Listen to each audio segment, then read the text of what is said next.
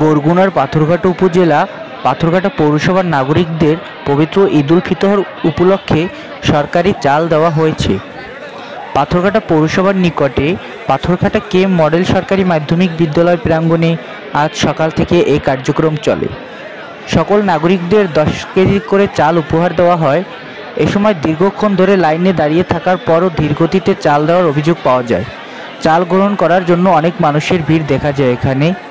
এ সময় কিছুটা বিশৃঙ্খলা দেখা দিলে পরবর্তীতে আবার সবকিছু স্বাভাবিক হয়ে যায়।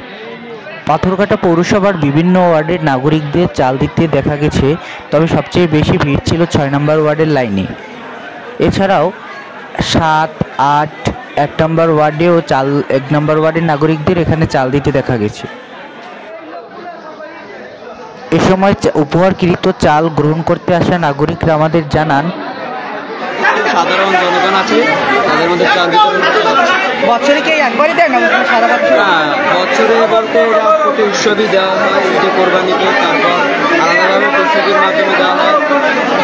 এখন ধরে অপেক্ষা করতেছি প্রায় 3 ঘন্টা।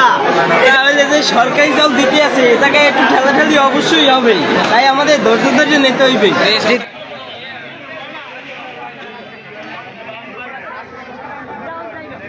এই চাল দেওয়ার বিষয়ে 6 নম্বর ওয়ার্ডের দায়িত্বরত মোহাম্মদ আব্দুল হক আমাদেরকে জানান, এটা ঈদুল ফিতরের চাল উপলক্ষে দেওয়া হয়েছে, ঈদের জন্য দেওয়া হয়েছে, সকল মানুষের জন্য দেওয়া হয়েছে। তাহলে আমাদের সকল মানুষের তো দেখতে বরাদ্দ কম, যার বিনিময়ে আমরা 575 কাঠ পাইছি।